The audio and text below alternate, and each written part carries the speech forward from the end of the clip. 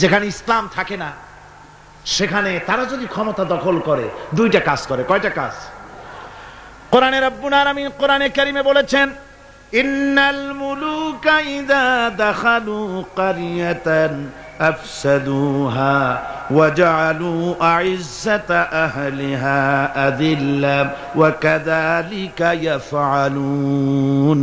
আল্লাহ রাব্বুল আলামিন বলেন, এই ধরনের লোকেরা যখন কোন জনপদের মধ্যে প্রবেশ করে, যাদের মন মগজের মধ্যে আল্লাহ নাই, রসুল নাই, দিন নাই, ঈমান নাই, এই চরিত্রের লোকেরা যখন কোন দেশকে দখল করে বা ক্ষমতায় যায়, তখন তারা দুই দফা কাজ করে। কয় দফা?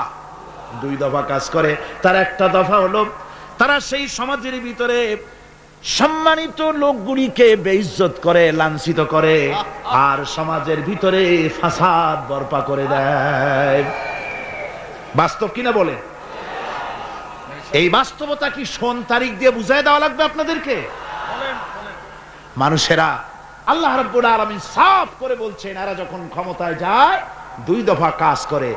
দেশের সম্মানিত লোকগুলিকে বেইজ্জত করে দেয়, তারা লাঞ্ছিত করে, আর সমাজের মধ্যে বিপর্যয় ফাসাদ সৃষ্টি করে দেয়। মারামারি, কাটাকাটি, ব্যাংক লুট, মানুষ হত্যা, চতুর্দিকে ত্রাস সৃষ্টি করে তারা।